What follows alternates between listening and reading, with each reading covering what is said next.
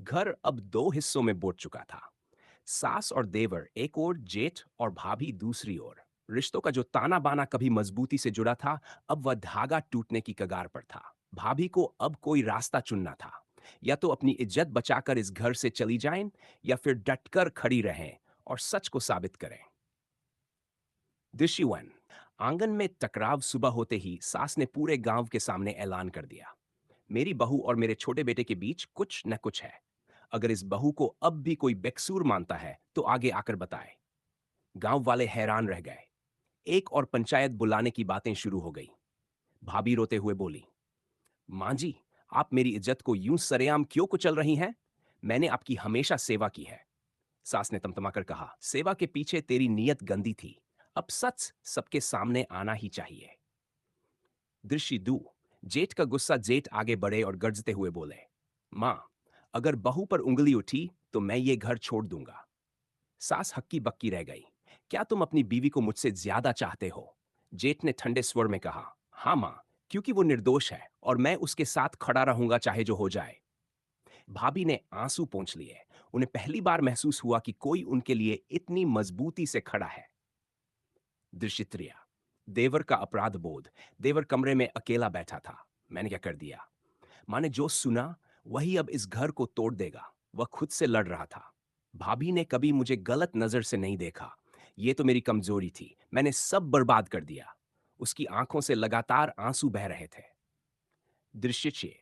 गांव की पंचायत शाम को पंचायत बैठी। गांव का मुखिया बोला, ये मामला अब गंभीर हो गया है। एक ओर सास का आरोप, दूसरी ओर बहू और जेठ का विश्वास। हमें सच जानना होगा। गांव वाले बारी बारी से अपनी राय देने लगे। कुछ लोग बोले, भाभी जैसी औरत पूरे गांव में मिसाल है। कुछ ने कहा, लेकिन देवर के दिल में अगर कुछ था तो बहू ने क्यों नहीं पहले बताया? भाभी ने कांपती आवाज में कहा, क्योंकि मुझे कभी अंदाजा ही नहीं था। जब उसने मुझे बताया, उसी वक्त मैंने उसे डांटा और रोका। दृश्य 5। देवर का इकरार। देवर अचानक सबके सामने आ गया। गांव वालों, दोष मेरा है, भाभी का नहीं। मैंने अपने मन में गंदे ख्याल रखे, लेकिन भाभी ने हमेशा मुझे भाई जैसा ही माना। मैं गुनहगार हूं, वो नहीं। सास का चेहरा उतर गया।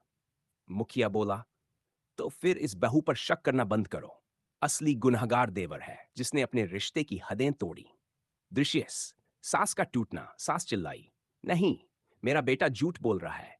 वो मुझे बचाने के लिए ये सब कह रहा है। लेकिन गांव वाले अब भाभी की तरफ थे। मां जी, आपका बेटा मान चुका है। अब आप क्यों अपनी बहू की जिंदगी बर्बाद कर रही हैं? सास की आंखों से आंसू बह निकले। मेरे ही घर की नींव हिल गई। मैंने अपनी बहू को हमेशा शक की नजर से देखा, लेकिन असली दोषी तो मेरा बेटा निकला। दृश्य 7। भाभी का बड़ा फैसला। भाभी ने सबके सामने हाथ जोड़कर कहा, गांव वालों, मुझे इस घर में अब और रहना मुश्किल लगता है। मेरी इज्जत बार बार दांव पर लगाई गई है। मैं चाहती हूं कि मुझे इस घर से अलग कर दिया जाए। जेठ हक्के बक्के रह गए। नहीं, तुम कहीं नहीं जाओगी। अगर तुमने घर छोड़ा तो मैं भी सब कुछ छोड़ दूंगा। भाभी ने दर्द भरी नजर से जेठ की ओर देखा। आपका साथ मेरे लिए अनमोल है, लेकिन मैं आपकी मां की दुश्मन नहीं बनना चाहती। दृश्य 8। निर्णायक मोड़। पंचायत ने फैसला दिया। भाभी निर्दोष है, देवर दोषी है। सास को चाहिए कि वो अपनी बहू से माफी मांगे। पूरा गांव तालियां बजाने लगा। सास कांपती आवाज में बोली, बहू, मुझसे गलती हो गई। मैं तुझसे माफी मांगती हूं। भाभी रो पड़ी और उनके पैरों में गिर गई। मां जी, आपकी माफी ही मेरे लिए सबसे बड़ा इनाम है। एपिसोड 9 का अंत। घर में शांति तो लौट आई, लेकिन जेठ और भाभी के बीच अब एक नया रिश्ता पनपने लगा था। भरोसे, सम्मान और अनकहे भावों का।